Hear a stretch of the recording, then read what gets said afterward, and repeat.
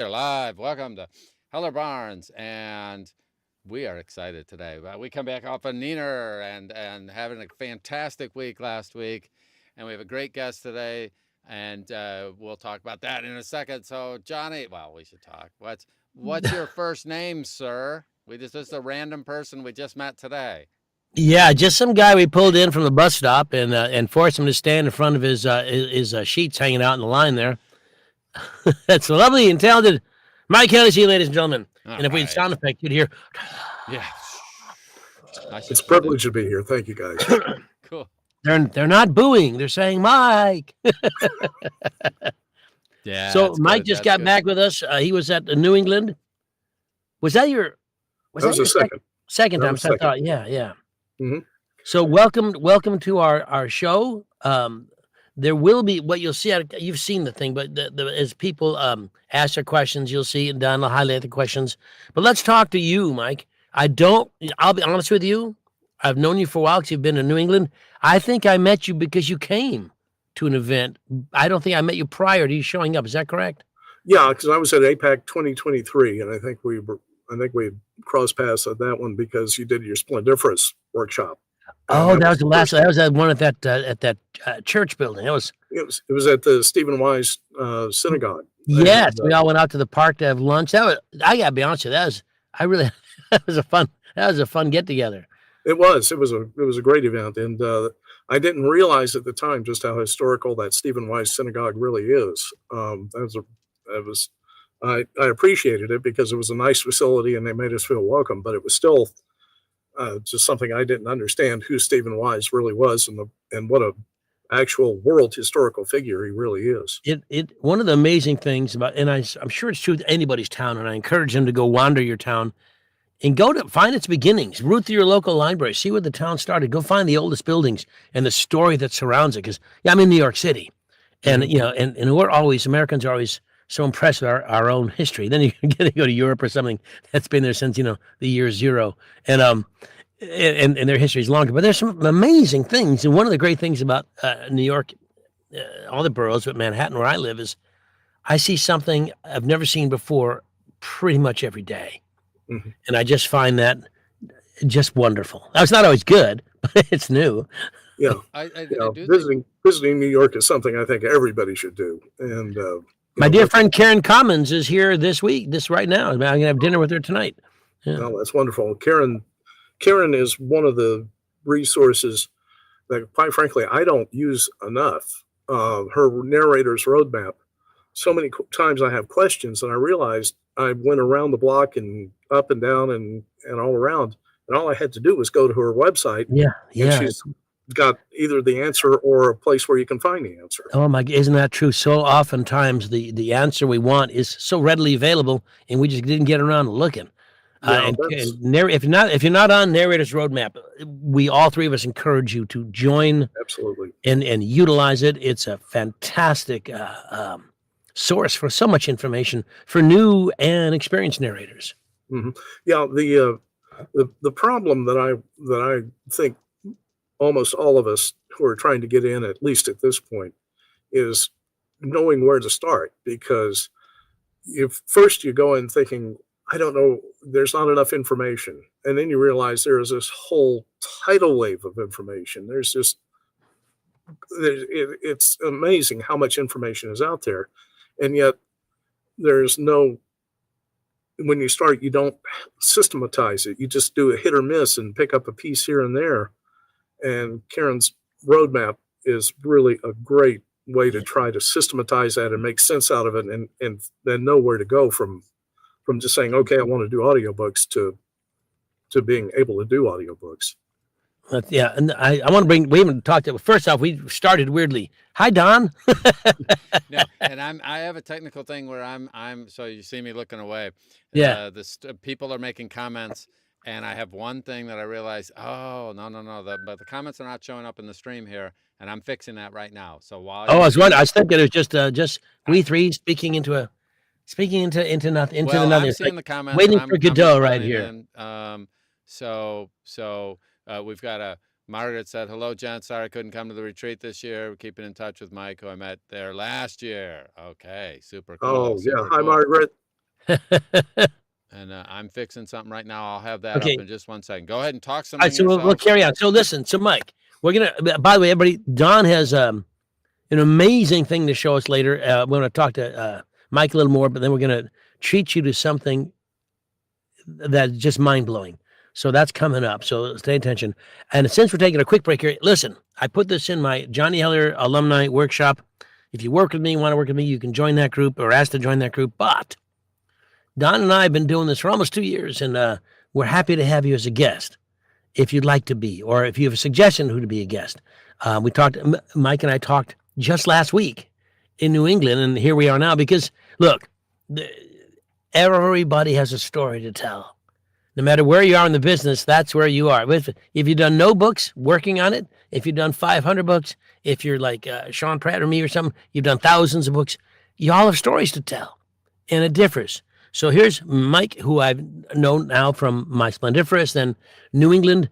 Let's talk for a second about I want to go back to your career, how you started and everything, but let's talk for a second about what's closest, freshest in your mind. You just came back from the New England retreat. Now, many of our viewers haven't been, they've heard us talk about it. How would you describe your experiences there? I think the experiences were just absolutely amazing. But again, it's one of these things, as I just mentioned, about all the information that's out there and how do you organize it. New England narrators retreat is such an incredible experience that really I feel like I got far more the second time than I did the first time. Not because it was not a great experience or a great event. It's just simply being able to make sense of it and say, okay, this is how I can go about this and maximize the value. And one of the things that's really important is just being able to meet people and talk to them in an informal setting. I mean, having publishers representatives there, I think was a sheer stroke of genius, and just something that if you don't get anything else from that, you get a chance to meet these people, find out that they're really nice people, and they want you to succeed, and they want you to be able to do good work because that helps them. I will say, and I appreciate it, I will say that we've always had at least 3 I think we started 1 or 2 publishers. Now, this year we had 4. And I'm going to tell you, every single one told me what a fantastic time they had. Because, Rin's been there a couple times, and she's wonderful, but the rest had never been there before. Macmillan always sends a different casting person out because they've deemed it important enough to send their casting people, because you meet, they listen, they want to meet you. Mm-hmm. And when they discovered the pleasantness of it and the feeling and the community and everything, they just, everybody became, I'll say this about that, everybody becomes friends almost immediately. Everyone's ready to be friendly and just have this community vibe. So it's really, really big this year. And I'm so glad that you got more out of it this year. Mm-hmm. Yeah, well, I was more mentally prepared. Yeah. Because it really is, it was almost overwhelming the first year. But like I say, I wouldn't trade that. Don can be that way. It's probably Don who did that. Yeah. It is overwhelming. There's all these amazing people, and sometimes you see people that you've maybe known online for a couple years or whatever, and then you meet them in person and you realize, wow, that's super cool, and you develop relationships. The publisher things are also fascinating. You're having lunch with people. A person, face to face. I like Zoom. I like all this other crap we do, but there's nothing that matches sitting down and talking to somebody face to face. And it's a superpower that changes the relationships that you have from this Zoom world that we live in these days. And I do think it's one of those simple things that Johnny's so smart about. For example, if he's working a book and he'll go into the studio sometimes, a publisher's studio, when he doesn't have to. But he does have to, because he understands that relationships are primary in this business and everything else in life. And by going there, he gets all sorts of advantages that the people who go, nah, I'm just going to do it in my own booth, I'm going to sit. And that's fine. First off, yeah, if you live in Cuba and you're doing this stuff, then we live wherever Mike lives. Yeah. Yeah, you can't go to a major studio and record there. Maybe you could, but but the publishers aren't located there. They're in New York, they're in LA, they're in Michigan, whatever.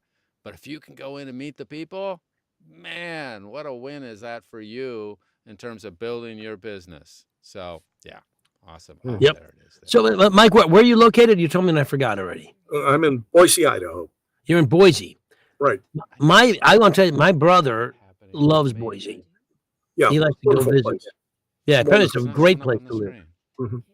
Yeah, I mean, it's amazing because one of the great things everybody talks about New York is that everything's in walking distance. It's a walkable city. Well, I live in a neighborhood where I can walk to my doctor, I can walk to my pharmacy, I can walk to my dentist, I can walk to my eye doctor.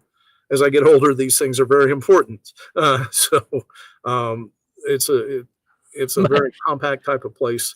My sense of geography is so bad. I always confuse Idaho and Iowa. Yeah. And I couldn't pick either one on the map anyway. Somebody said Boise, Idaho.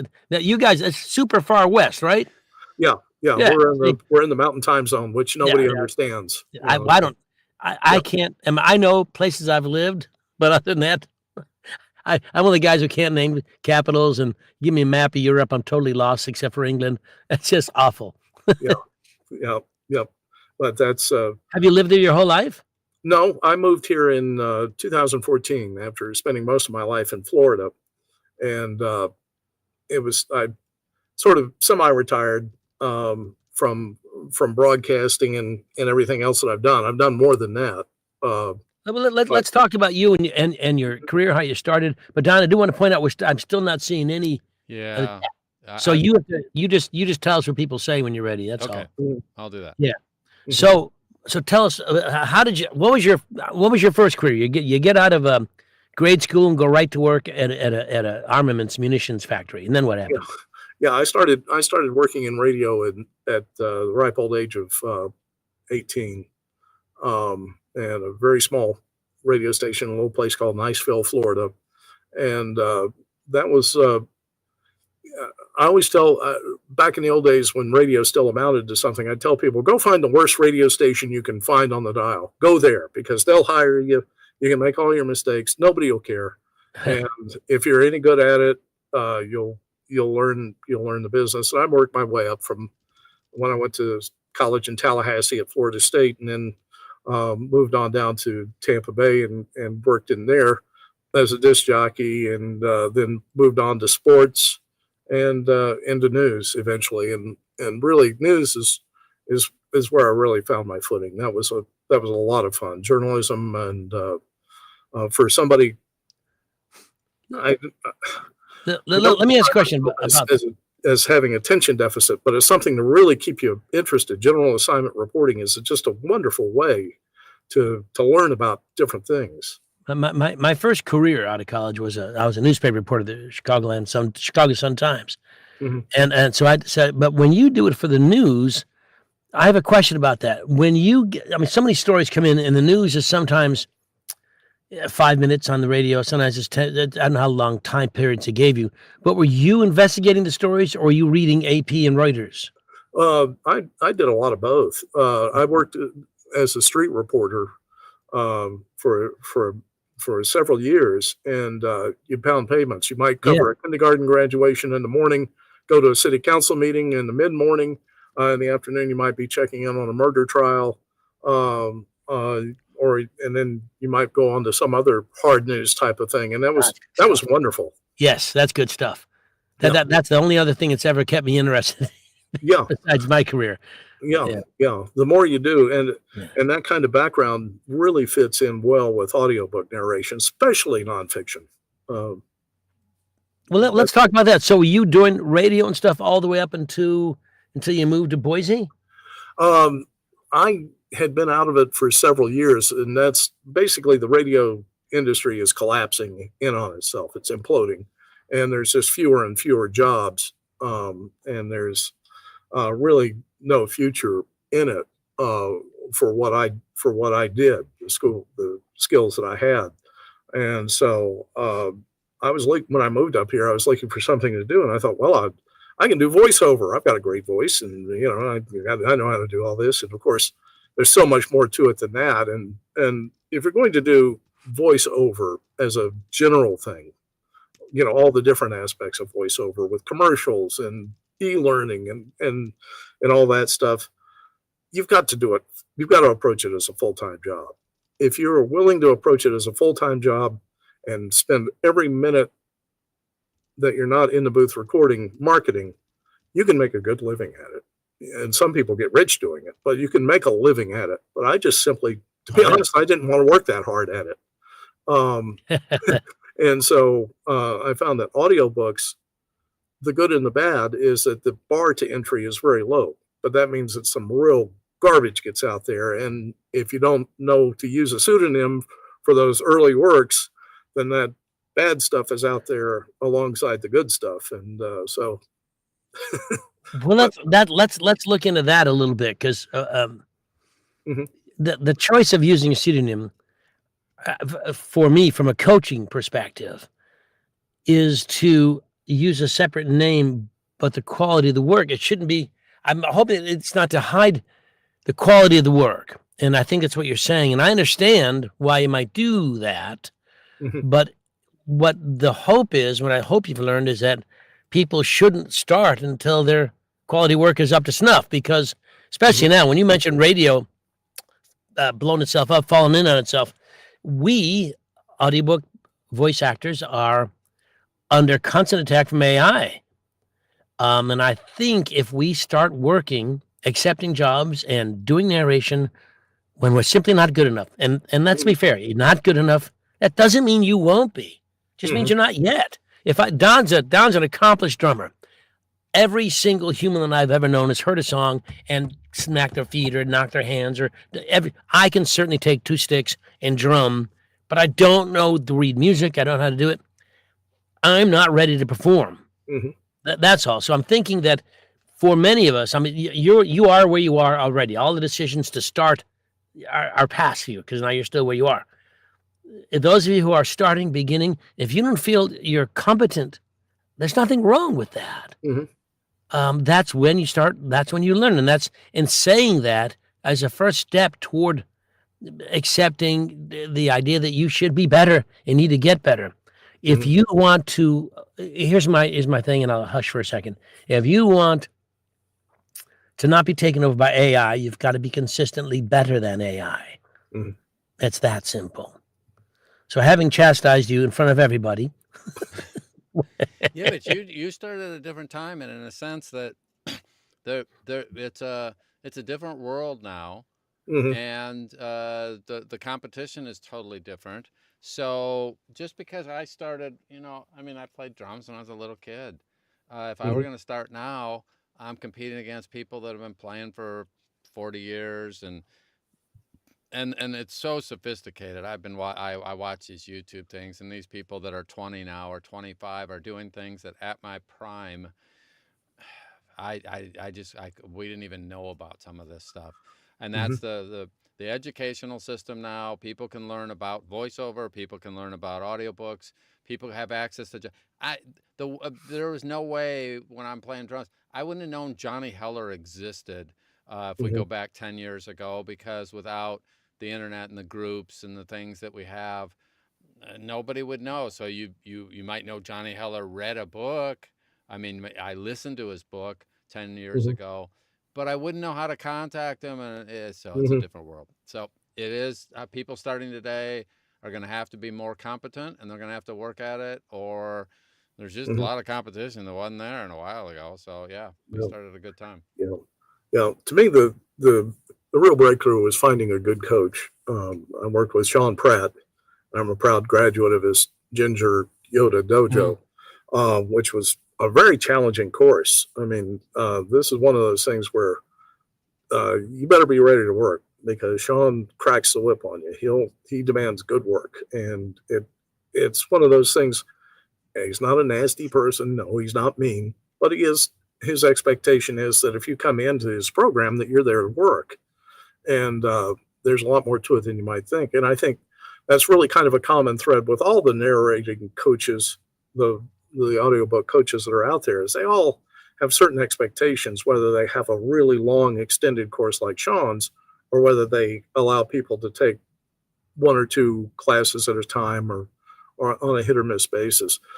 but getting plugged into the entire universe enough to know that you need a coach. As Don, you always say, you don't know what you don't know. Yeah. And there was so much that I didn't know, and so much that I don't know how I could have learned it other than the hard way. And that's even, like I say, for now, the main thing is if you're just starting off, sign up for narrator's roadmap. That'll at least help you.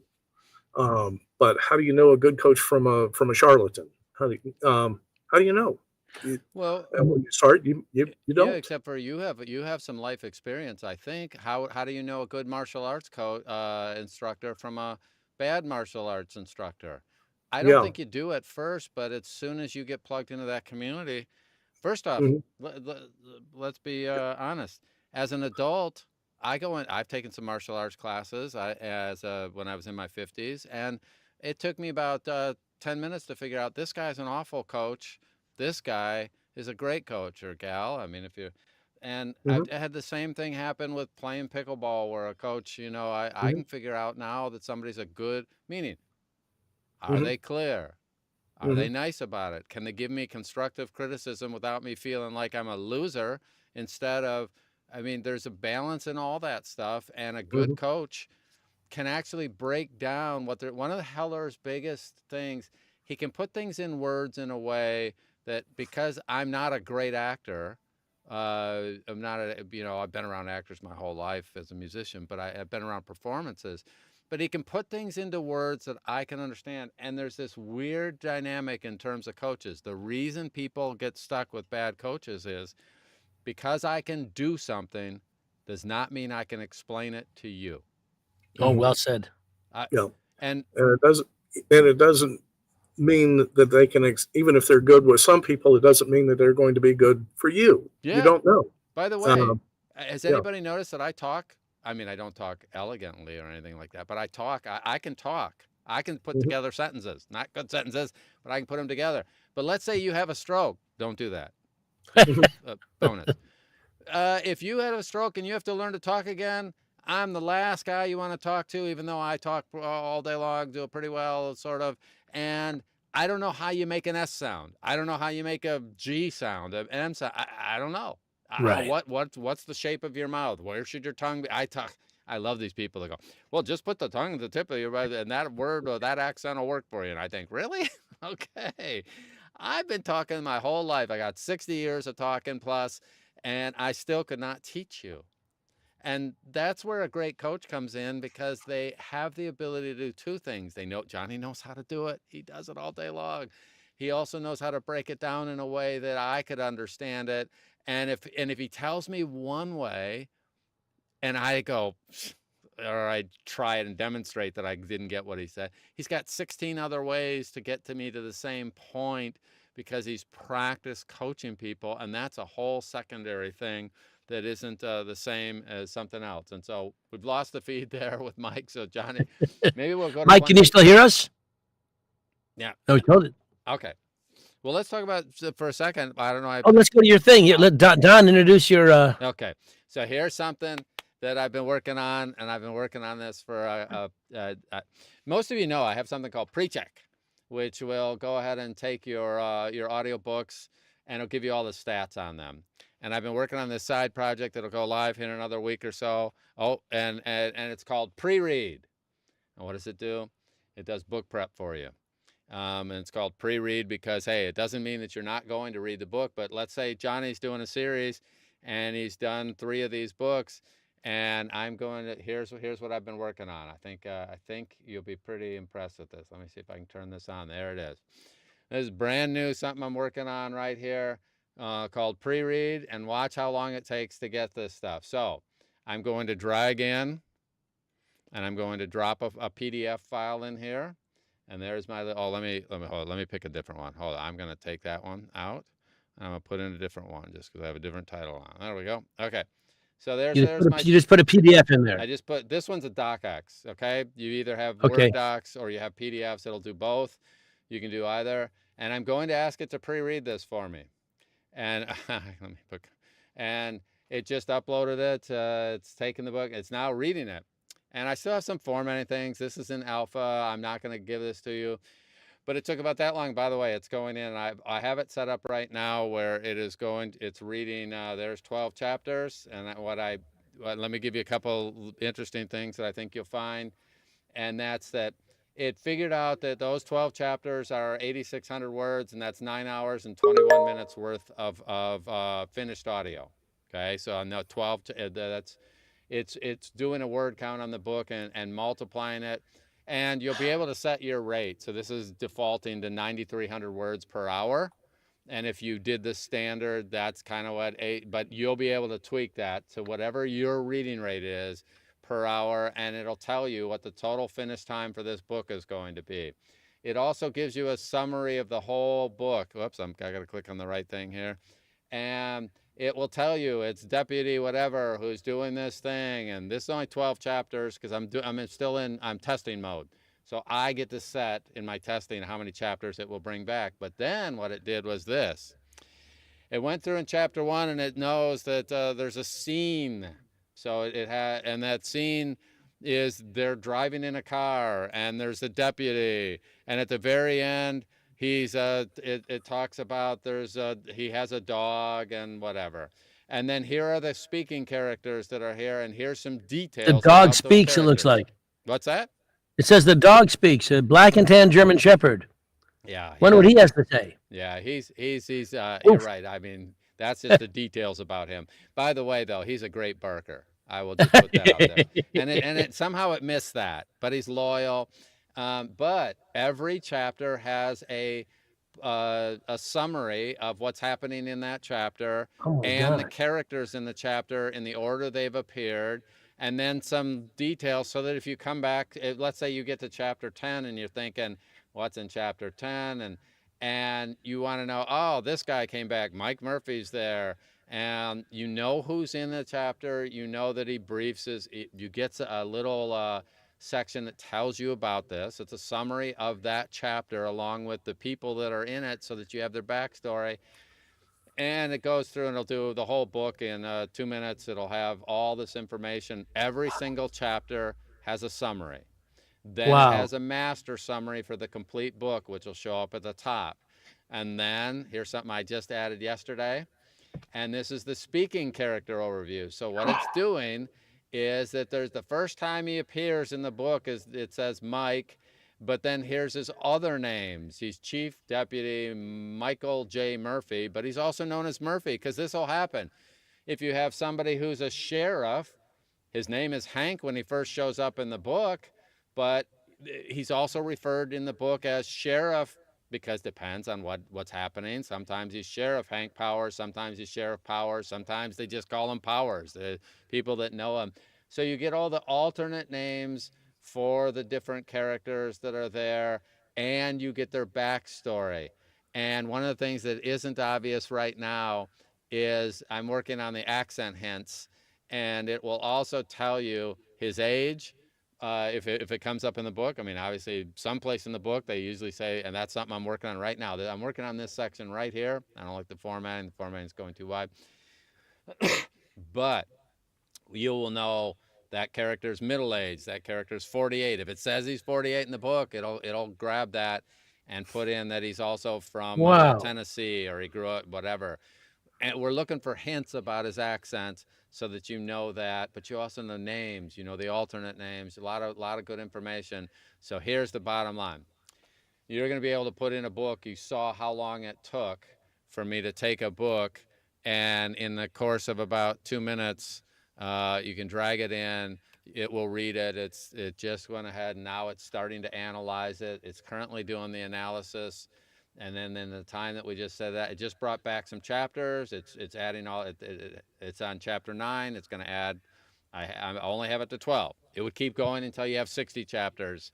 I just have it set to 12. I could have it do that. It just take an extra 2 minutes to do all that. Can I ask you a question? Yes. Or make a suggestion, either way? First off, this is fantastic. It's amazing.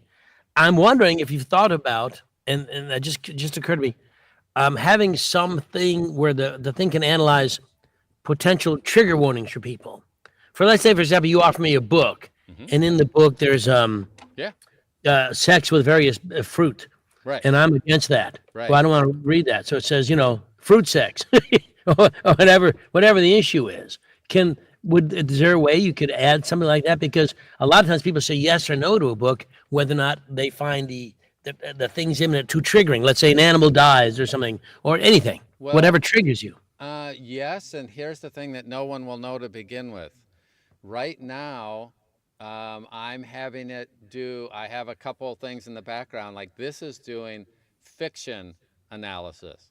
Right. I have a separate one that you can't see yet that you'll be able, like when, so right back here where you put in the book, there's going to be a drop down that says fiction, nonfiction, um, the ability to, because I want to evaluate nonfiction differently with a couple variables different than I want to evaluate fiction. So you're going to be able to do things like that and get some variation on that. And really, I'll tell you, phase 2, what I'm going to do ultimately, and this is not live yet, and it'll take it a few weeks before this is ready. But after it does these summaries, I'm going to also be able to give you an audio version of this summary and an audio version that gives you the summaries for walking around while you're walking your dog. You could be listening to your book prep for your next book and have the summaries by chapter, the summary by the book, This is amazing, Don. So I'll be able to You constantly amaze me. So anyway, it's a work in progress. I'm testing, which is why I have it set only to do 12. Originally, I tested 1 chapter. I was happy with the 1 chapter. I went to 4 chapters, and now I'm at 12 chapters and having it verify. And it just, there's a lot of stuff going on behind the scenes. So I'll leave that for now, and let's go back. Let me get Mike back in there, and I'll take that and copy that. Wow, this is something. That's really something, my friend. That's. Do you have a price point set for it yet? Where you can charge me? me? Under $20. It'll be somewhere between $10 to $20 for something. For the program or per use? No, it's going to be per use, because the reality is that for a lot of people, it will save them hours. If they have to read a 9-hour book by themselves, and in 10 minutes they can have. Now you also have this other thing. Let me get you back in here, Mike. Right here. The other thing that will happen is one of the best learning things that people have is the same thing we do when we have a speech. You're supposed to tell them what you're going to tell them, then you tell them, and then you go back and you tell them what you told them. It's the dumbest thing in the world, sort of. Everybody's heard that little thing. We all took that speech class at some point. We all took Toastmasters somewhere. Yeah. That's right. And because of that, if you are going to read the book yourself, it's still valuable to have an overview of what the book is about and what you're going into and the basic character breakdown. And it will be ordered by the way the characters show up in the book, but you'll be able to resort it. There's a couple of things that I'm excited about it, because I think that it can also, here's what I can do later. I'm going to be able to give you a word list of words that are foreign words, word lists that are above 10th grade level.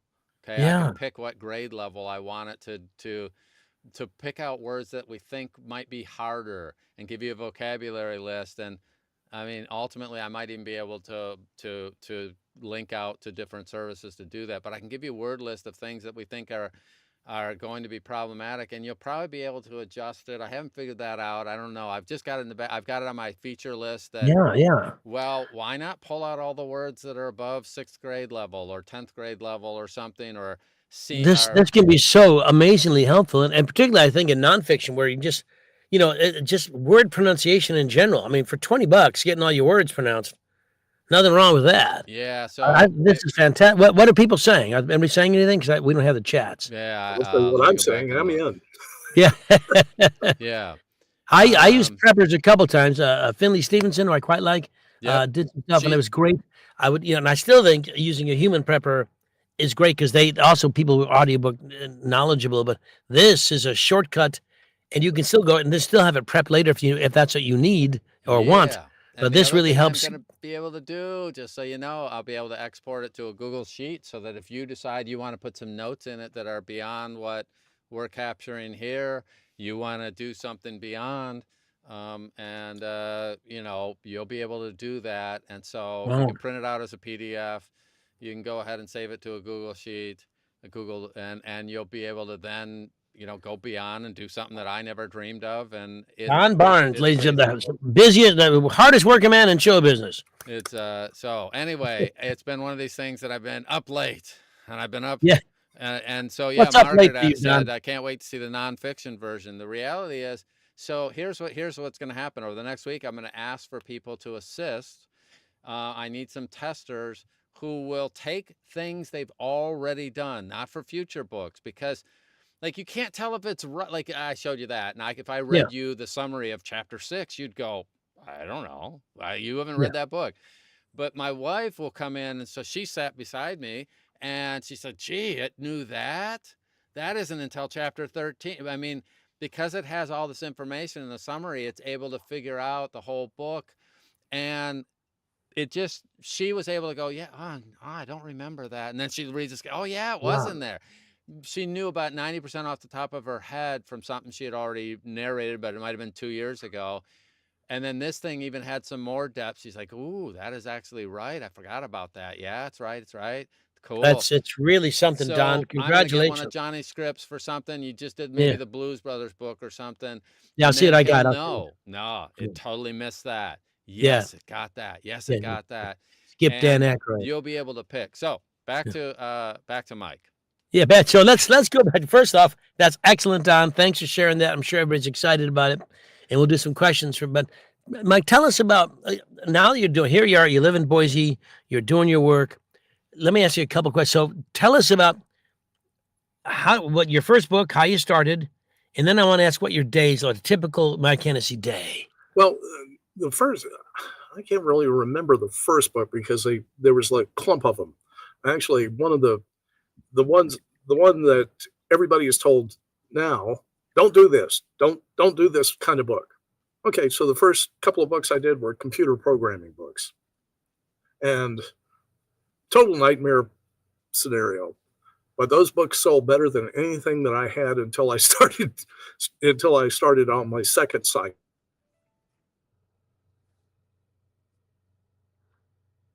Oh, we just lost your sound. Uh-oh. We've lost your sound. Can you hear us? Hold on, Mike. We've lost your sound. Yeah, Mike. Yeah, there's some your sound technical issues here, my friend. Yeah, hold on. If we can't fix it, we might have to bring you back if we can't fix this. Yeah, and then Mike, Don and I are gonna have to talk. The horrors of that. That'll ruin everybody's day. Let's see, Mike. Why did we lose you there? You want to rejoin, and I'll. Let me check. Let me check one thing here first. Wait. Now I heard him. I see there we go. There you are. Yep. There. Okay. Okay. Say that again then. Okay. So what I did was I just simply went into the royalty share thing of ACX and just found books that would take me. And I'll give myself enough credit that I don't sound terrible. Okay, that's fine. They're not embarrassments or anything like that. It's just that the subject matter is not what I would touch with a 10-foot pole now. And I did some fiction, did some novels that were good stories, not very good books, but good stories, and learning how to separate out, how to spot something that's okay, that might be interesting, but it's not going to be a good book, and leave it aside. That's part of the learning process. But as far as what I do is I spend a lot of time looking through things like Get Sleuthy, and I do look through ACX. Get Sleuthy is just as another wonderful resource that I think everybody should. Tell us about how that works, Get Sleuthy. Yeah, because what you do is you sign up for it, you pay the fee, and it tells you, it gives you the names of books that are published that do not have audiobooks. And you can, it takes a little time to learn to sort through it and use the sorting mechanisms and the filters so that you get what you want, but it allows you to separate fiction from nonfiction and the different genres of each. And then you decide, okay, I'd like to try that one. I got a very hot lead off that just before I got to New England, and I'm still keeping my fingers crossed that the book will come through. But I never would have had any clue that book was available and that it was even there until I went on to get Sleuthy and and look for it. And when I'm not doing that, I listen to audiobooks and love listening to the really great narrators who are out there. I love Scott Brick, love Simon Vance, Johnny. Love your work, and all. And I think that one of the most important things you can do, along with coaching, is to listen to audiobooks. Yes. I mean, who are the guys?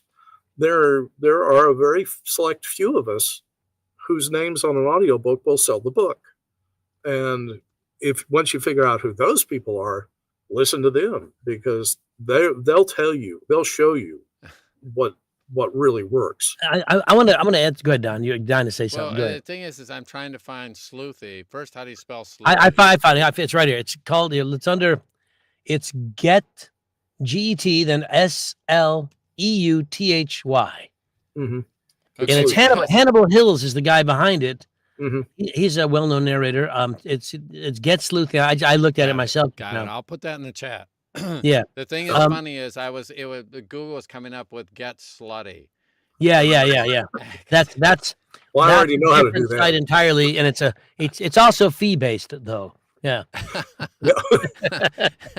my feed now is going to have stupid stuff in it.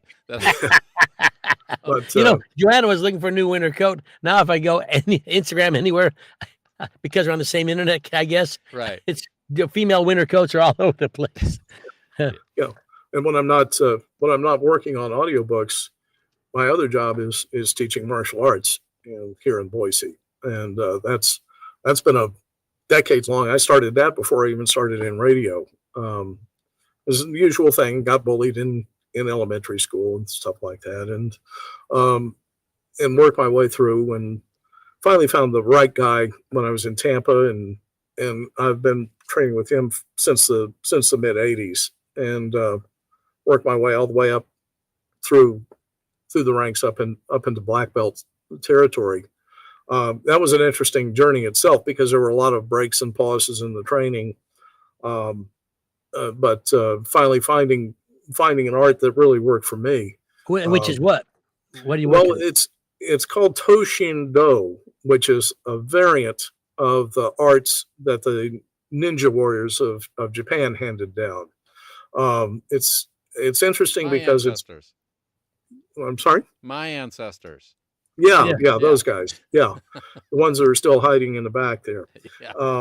And it's an incredibly practical form of martial art, and it's totally based on self-defense. Because it's funny you mentioned Johnny Mike won a competition. Well, we don't compete. Self-defense is not about competition. It's about how to either de-escalate a confrontation, or how do you put a stop to a confrontation with the minimum amount of force, minimum amount of damage, and just being able to go home. Like you say, it's not about a referee holding up your arm and the crowd cheering and whatever. Self-defense is about going home in one piece. And it would be great if both parties went home in one piece. You do damage to somebody, that takes a toll on you.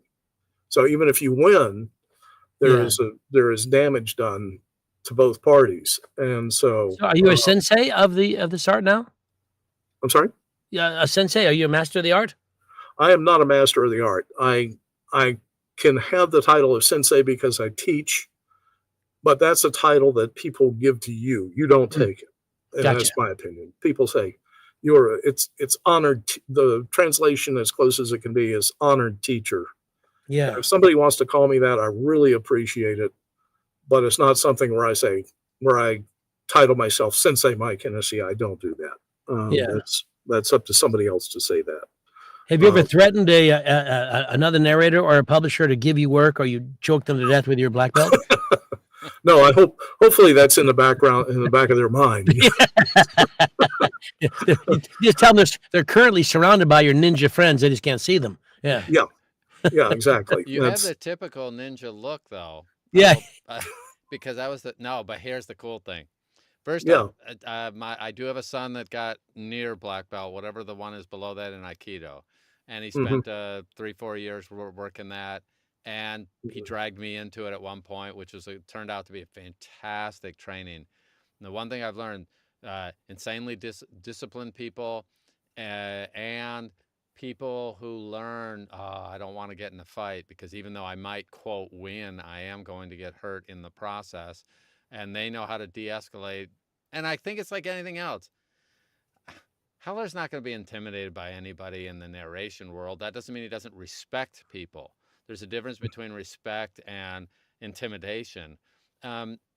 Anybody who's done any martial arts knows how to de-escalate because they don't need to prove that they could do something if they have their head straight. But I also think it gives you a great kind of a background to do almost anything else, because you learn, you better, if you work at it, you can become good at it, no matter what your age, no matter what your condition. And you see results from long-term doing something over multiple years, and that translates into all the other things you do. As far as I can tell, most of the people that do it are amazing people that stick with it, especially. Yeah, well, the problem with the atmosphere of the universe of martial arts right now is it's been bastardized or tainted, whatever you want to do, by the MMA phenomenon, which is basically, hey, if what you teach is so great, how come they don't use it in an MMA? Well, MMA used to be just a thing of like, hey, if you're a karate expert, come over here, we'll match up against a judo expert and we'll see who wins. Well, what happened is that MMA evolved into its own martial art. And the way that you win under the rules of MMA really don't have anything to do with what I teach. I mean, it's like they say, well, MMA, there's no rules. Oh, bullshit. Pardon the expression. Yeah, there are rules. There are. You can't do this. You can't do that. You can't use some of the most effective techniques that I routinely teach for a couple of reasons. For one, they can be dangerous. And the other is that they'll end the fight too quick. I mean, hey, you go in there and somebody comes at you, they go down in a heap, and you say, well, okay, that's it. Crowd boos, they throw crap in the ring, and they want their money back. MMA is about entertainment. It's brutal, and it can be nasty, but it's designed not to kill anybody, or at least not in the ring. When you and I do it, it takes a long time. It generally starts with a pillow fight and then just evolves. Yeah. Right. Exactly. So self-defense and MMA, the lines kind of get blurred. But do you ever do any martial arts audiobooks? I mean, either how to or nonfiction or even fiction characters, because I'm just curious if it bleeds into the other work. There are some, but it's really hard to talk about in realistic terms about martial arts. I have a friend, a beautiful woman named Tori Eldridge, who is a singer, actor, dancer, showgirl, married to the producer of the latest Equalizer movies, and she's doing her own series of books about a heroine who has ninja training and an exotic background, and she's voicing her own books.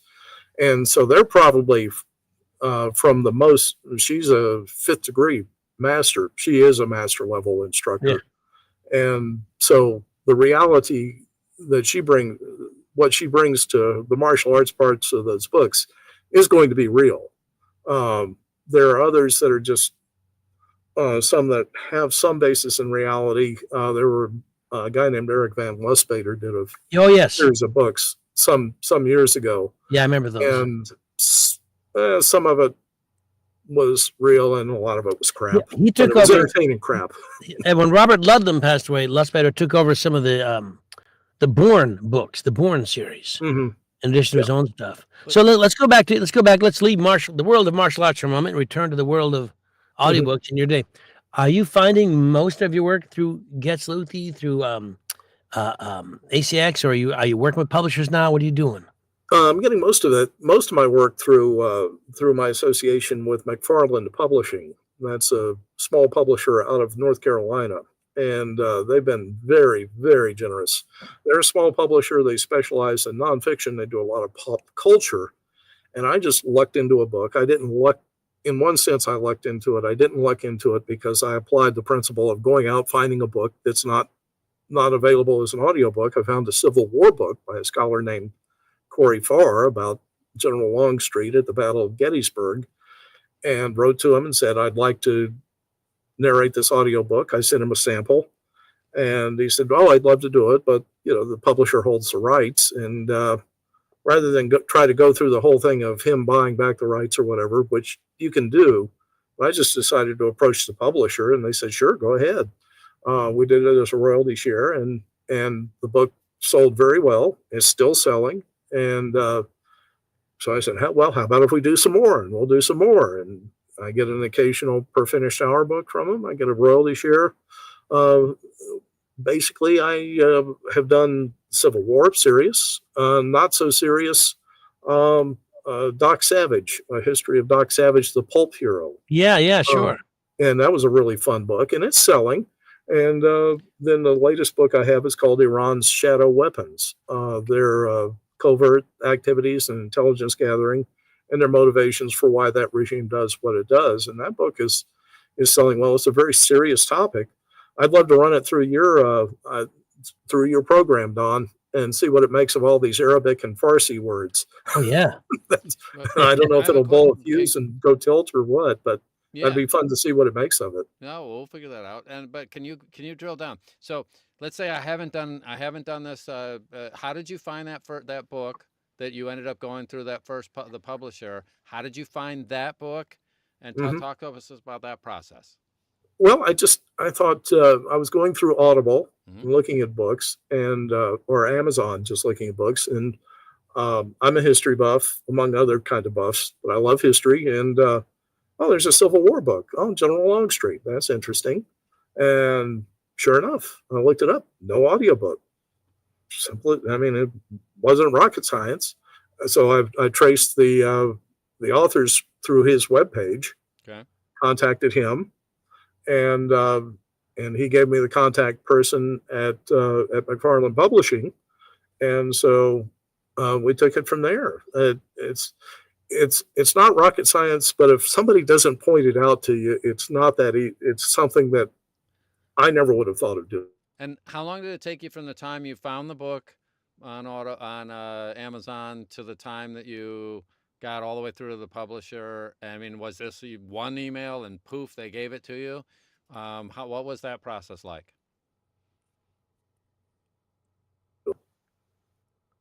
Did you hear that, Mike?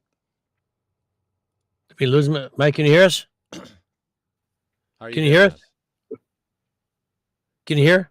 Yeah. Boy, I don't know if you heard that question. Well, are there any questions from the out there that we can talk about? We'll pretend Mike can answer for him. Yeah, so Margaret did say that's what I wanted to hear Mike talk about, and he went for it. And now she's also done a book through that same publisher. But I do think that's a viable path. Mike, are you hearing us? I don't think Mike's hearing us. No. So he may join and recycle that. We'll be off the air in 6 minutes. But yeah.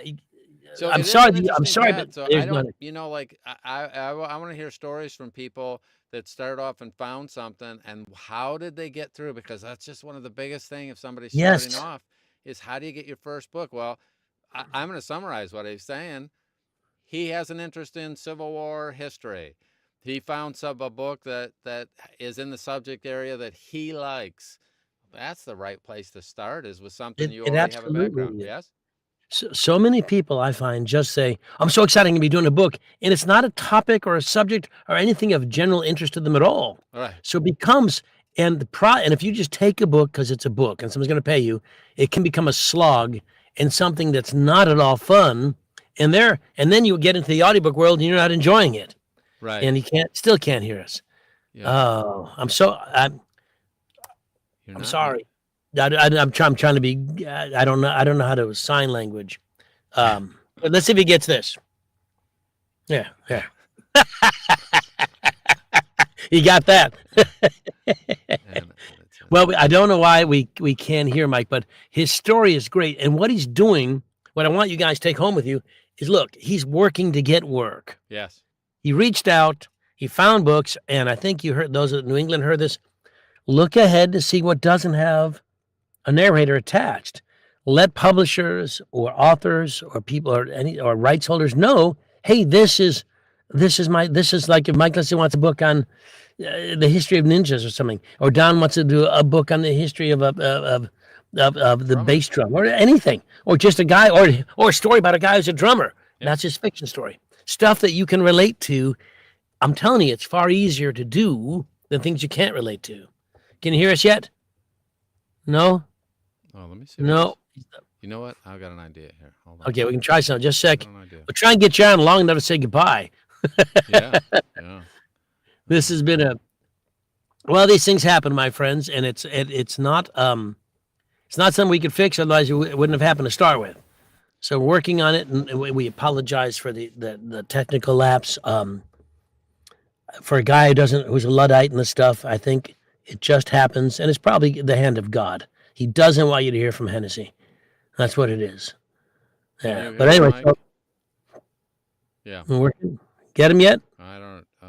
Nope. All right. So Okay. all right, we'll carry on. So we'll bring Mike back another time for another. Back, but I mean, it's the principle is he didn't sit around waiting. I mean, he did. He went out and found his interest, and so anybody who wants to can go ahead and do this. I mean, Lisa's got a series of books that I just I marvel at the way it's worked out. She worked with one author a few years ago. That author referred her to another author who wasn't sure about her at first, but she sent the samples, and then has done enough stuff that now that author's happy enough with her that she gets paid a really good rate on a per finished hour, and was willing to do and royalty share. And so it's the best of both worlds. Mike, are you there? No. I mean, I see you there, but I don't hear you. Sean Pratt made a great point in New England. I both made it a number of times. Get yourself out. Be on LinkedIn. And who do you want to friend? We can all friend Don, friend Johnny, friend Mike, friend everybody, but friend some authors. If you're working with an author and have a relationship, friend them, because most of the time authors have friends who are other authors. Right. And that relationship can lead to work. I'm telling you, I've gotten work from one author to another author. Like here's Mike working for some author at McFarland is the company. And now Mike's their go-to guy. He's their go-to guy. Right. And he developed that and created that. And I think you can all learn from that experience. I'm so sorry he can't join us. I'm gonna text him. Well, when we're done, I'll let him know we'll have him back because I feel badly about this. But let's go over a couple quick things as we come to the close here. First, want to thank Mike for joining us. I'm so sorry there are some issues. We'll bring you back. Don has this what's this thing called? Pre-read. Pre-read. Don's got pre-read. It's still beta testing. If you want to help him out, he's going to reach out to some people that he knows and loves to give him books you've already done to go through the process. And I'm coming in constant awe of what you do, Don Baarns. I truly am. You are not just a good friend. You're an amazing person, and I think you sell yourself short way too often. You are truly gifted and amazing. Oh, thank you. And it's a real honor to have you in my corner. Well, I appreciate that, and it kind of goes both ways. I've learned so much from you. Oh, by the way, and I'm doing some cool things with Simon Vance here, with helping him rebuild his new place, and that.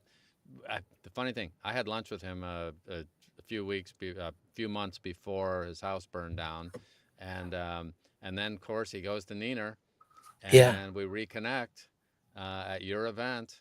And actually even drove back to the airport together, and we were on the same plane. We decided that would be the only way to travel was together. I bet you he sat in first class and you didn't. That is correct. That is correct.